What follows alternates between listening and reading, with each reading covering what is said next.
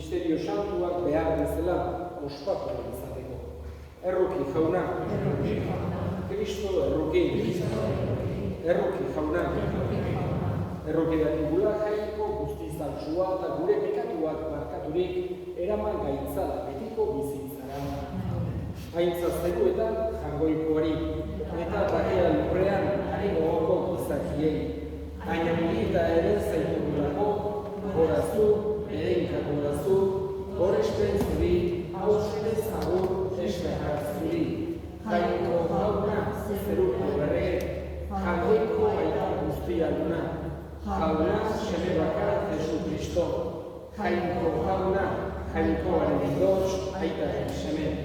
Zuken zen dezu mundu gorrekatua, erruki jauna. Zuken zen dezu mundu gorrekatua, entzun gure deia. Aitaren eskuinaldean jarri bezalezu, erruki jauna. Zu bakarrik santua, zu bakarrik jauna. Zu bakarrik goikoa Jesu Kristo, Espiritu Santuarekin, jainko aitaren arkitan. Amen. Egin dezagun otoituz. Hoi jainko, egiazko bizi eredua eman diguzu familia santuagan. Egizu onbera izan ditzagula gure familietan ere, haien harreman eta maitasun berberak. Beti ere gozoriona izan dezagun, zeruetako zure etxean. Zure seme Jesu Kristo gure jaunaren bitartez, zurekin eta Espiritu Santuarekin batean, jainko eta errege bizi baita, gizaldi eta gizaldietan.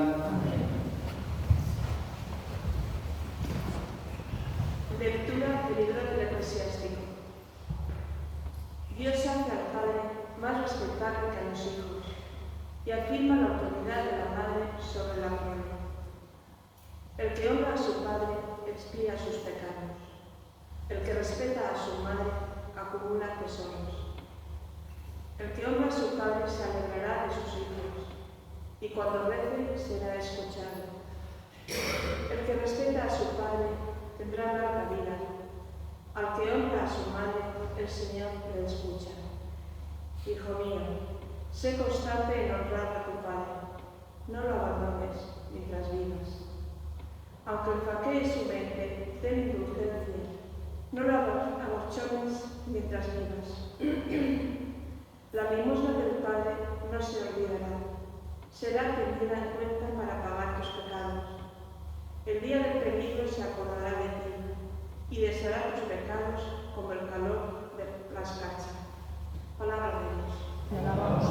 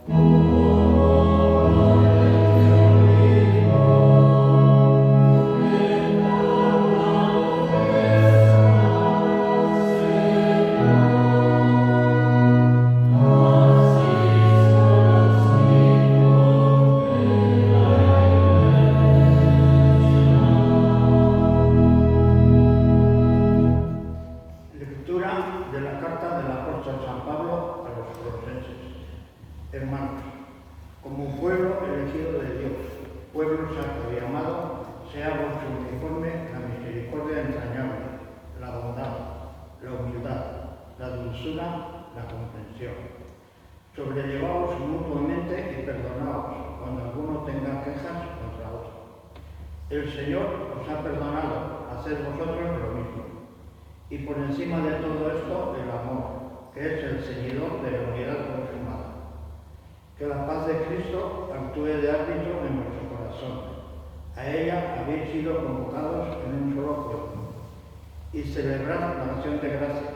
La palabra de Cristo habita entre vosotros en toda su riqueza. Enseñaos unos a otros con toda sabiduría. Exhortaos mutuamente. Cantad a Dios, dadle gracias de corazón, con salmos, himnos y cánticos inspirados. Y todo lo que de palabra o de obra realicéis sea todo en nombre de Jesús, ofreciendo la acción de gracias a Dios Padre por medio de él. Mujeres, vivid bajo la autoridad de vuestros maridos como conviene en el Señor. Maridos, amad a vuestras mujeres y no seáis ásperos con ellas. Hijos, obedeced a vuestros padres en todo, que eso le gusta al Señor. Padres, no desesperéis a vuestros hijos, no sea que pierdan los ánimos. Palabra de Dios.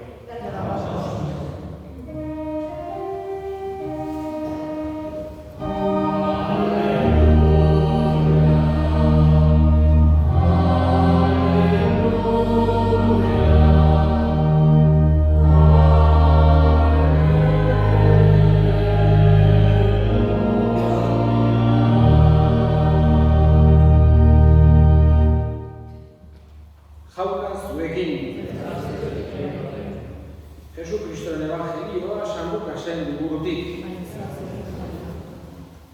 Jesusen gurasoak Jerusalena joaten ziren urtero Pasko jaietan. Jesusek 12 urte bete zituenean, Jerusalena igo ziren jaietara. Ohitura zen bezala, jai egunak bukatu zirenean, etxera itzuli ziren. Jesus aurra ordea, Jerusalenen gelditu zen. Bere gurasoek ez zekitela.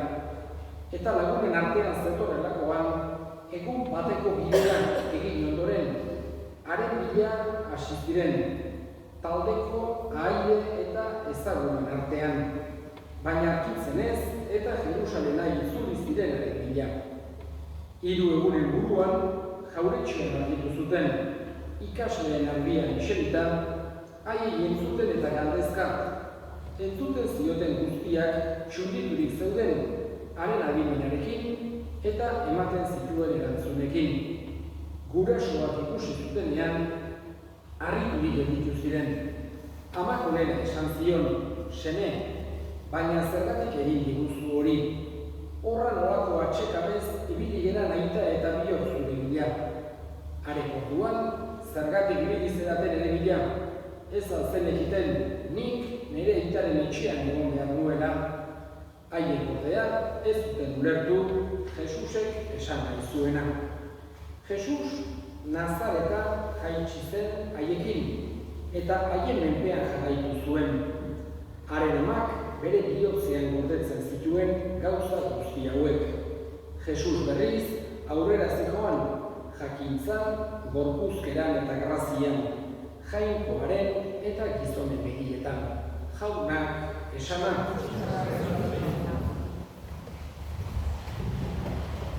Egu berri giroan, familia santuaren igandea ari gara ospatzen. Hain zuzen ere, Jesusek jaio nahi izan zuen, jangoikoak mundu ontara etorri nahi izan zuen famili batean. Eta famili giroan jaio, eta famili giroan bizi izan zen. Eta egu berri giro honetan, egu berri aldian, egiten ditugun ospakizun importanteenetako bat gaurko dugu, familia santuaren igandea. Esta celebración de la Sagrada Familia, teniendo en cuenta que de la misma manera que el niño Jesús, es decir, nuestro Salvador, Dios Hijo, quiso nacer en un pesebre, quiso nacer de una forma pobre, quiso nacer de una forma sencilla, humilde, también quiso nacer en una familia, en el seno de una familia, compuesta por José, María y él mismo.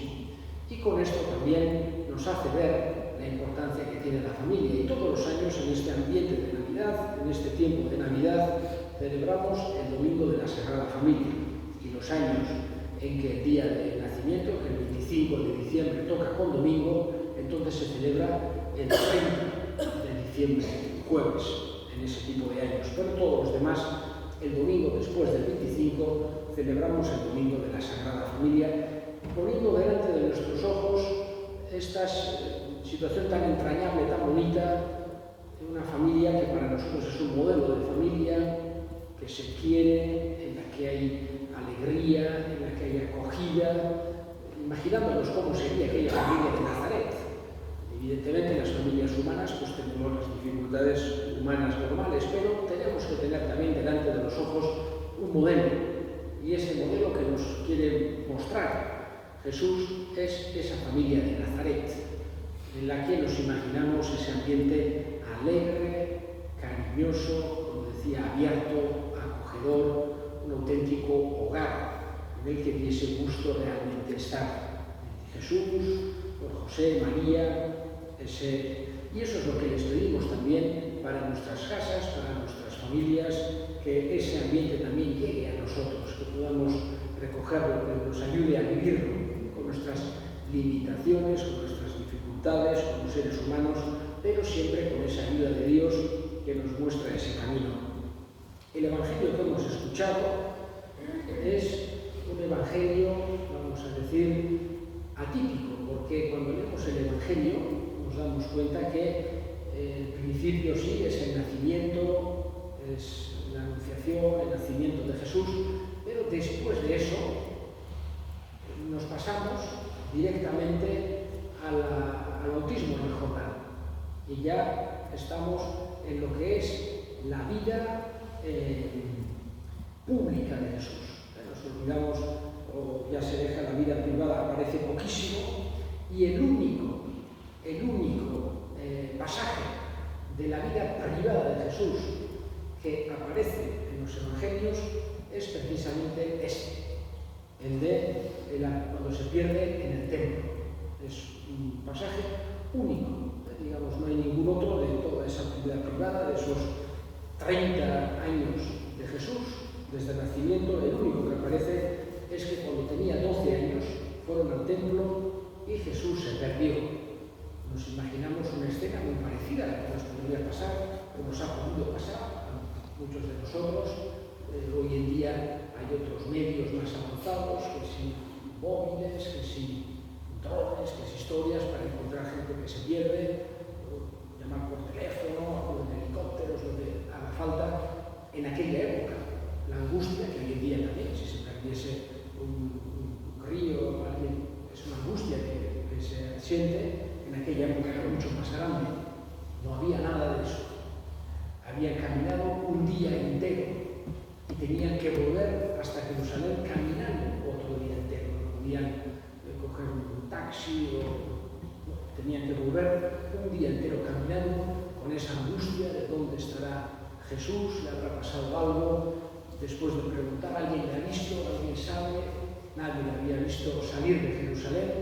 Entonces deducen que estará en Jerusalén, van hasta allí María y José y al final lo encuentran en el templo.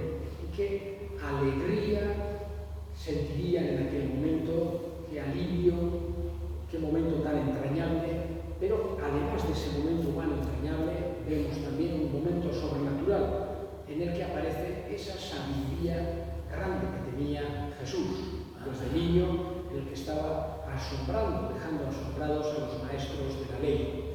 Pero digamos que el hecho de que hoy aparezca este Evangelio es sobre todo por ese ambiente entrañable de familia, ese cariño tan grande y esos momentos difíciles que puede haber, y esa solución, y ese encuentro, y esa alegría. Pedimos a la Sagrada Familia de Nazaret, por todos nosotros, por todas nuestras familias, que nos transmitan ese amor, esa ilusión, esa unidad, esa fuerza, que nos den su luz y su gracia para nosotros también amar y vivir en familia. Creo en Dios Padre Todopoderoso, Creador del cielo y de la tierra. Creo en Jesucristo, su único Hijo, nuestro Señor, que fue concebido por la gracia del Espíritu Santo, nació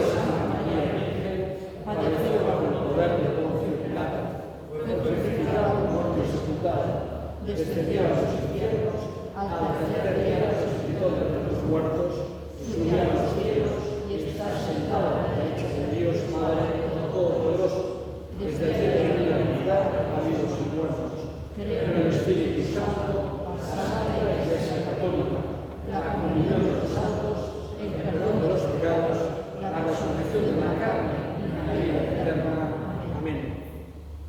Elevemos ahora nuestras súplicas al Señor. Vamos a pedir en este día de hoy por todas nuestras familias para que tengan esa ayuda, esa luz, esa gracia de la Sagrada Familia de Nazaret. Roguemos al Señor. Pedimos por nuestros difuntos, encomendamos de una forma especial en esta Santa Misa a Pello Albéniz, para que Dios lo tenga en su gloria, para que desde allí interceda por nosotros. Roguemos al Señor. Escucha, Padre, la oración que te dirigimos por Cristo nuestro Señor. Amén.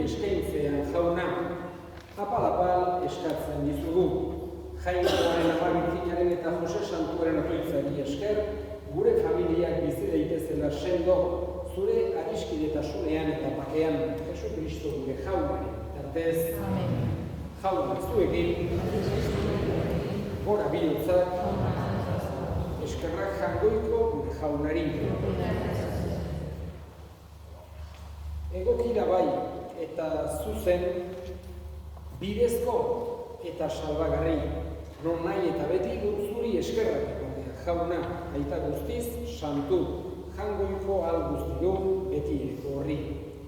Gizon egin den hiltzaren misterioa, zure aintzaren argi berria sortu da gure bihotzetan, eta orain jainko agerian ezagutzen degularik, berak garamatza ageri ez direnak baitatzera.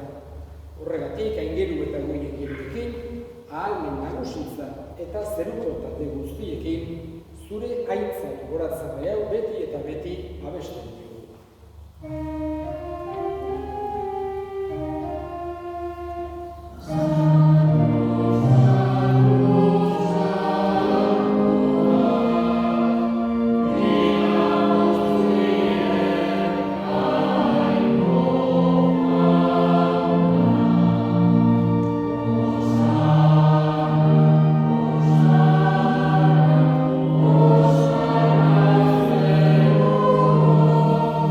Yeah.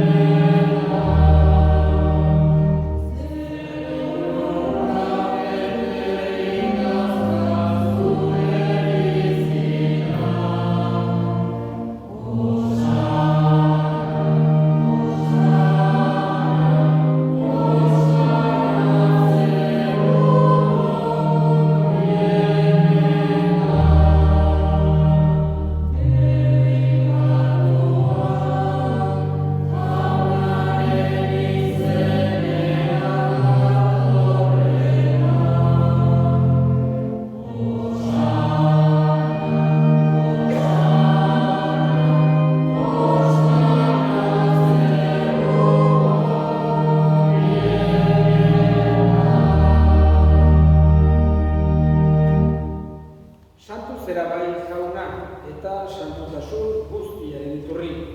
Egitzazu bada santu horiako hauek zure espiritu isuriz, Jesu Kristo jaunaren gorputz eta odol egin daitezen guretzat. Berak santu zenean eta bere gogoz gurutzena zikoala, ogi hartu eta eskerrak emanez, zatitu zuen eta bere ikasleen eman zien esanez. Hartzazue eta jan guztio kontatik, hau ere gorputza data, zuentzat emango dena.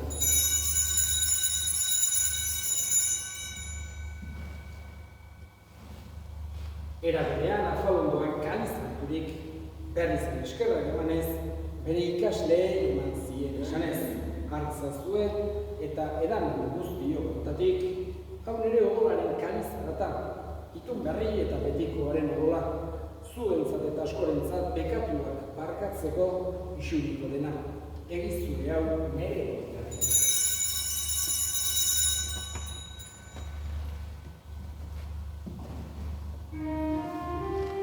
Hau da sinismenaren misterioa,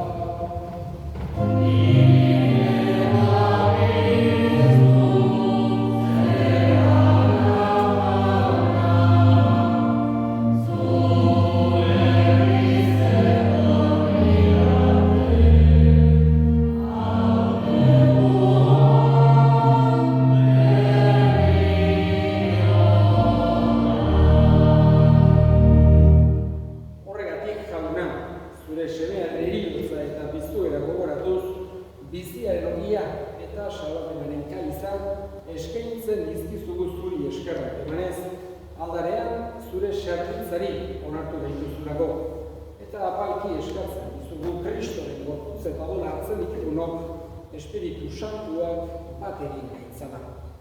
Izango jauna mundu guztian zabaldurik dagoen zure eliza. Eramazu maitasun osora Frantzisko gure ita santuarekin, Florentzio gure hartzaiarekin eta elizkizo guztiekin batean. Era berean izango jauna, pizteko itxaropenean joan diran gure semeak eta hildako guztiak ere, bereziki Peio Albeniz. Arritzazu zure horpegiraren argitan, errukizak izkitu arren guk guztiok betiko bizia irits dezagun. Jainkoaren ama Maria Virginia Togatsuarekin, haren senar Jose Santuarekin, eta gizaldi guztietan zure adiskide izan diren santuekin, haiekin batean gure zaitzagun Jesu Kristo zure semearen bitartez. Honen bitartez, honekin eta honengan, zuri aita jangoiko alguztiun horri, Espiritu Santuarekin batean, ospeta aitza guztia, gizaldi eta gizaldi guztietan.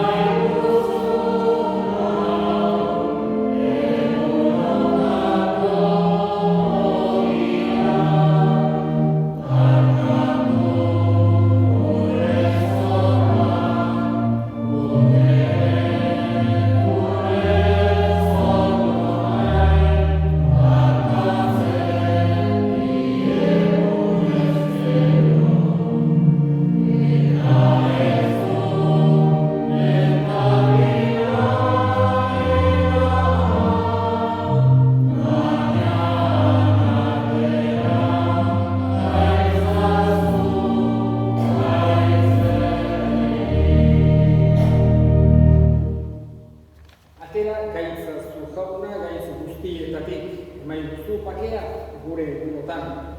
Zure errukiari esker pekatutik garbi bizi gaitezen eta estualdietan sendo betiko zorionaren itxaurrenean Jesu Kristo gure salbatzailea noiz etorriko den zain gaudela. Jesu Kristo gure jauna, zuk esana da apostoluei pakea uzten dizuet, nek pakea ematen. Begira zure Elizaren sinismenari eta ez gure pekatuei, eta zure gogoaren bezala emaiozu Elizari pakea eman batasuna. Errege bizi baizera gizaldi eta gizaldietan. Jaunaren pakea beti zuekin. Emaiozue pakea ekarri.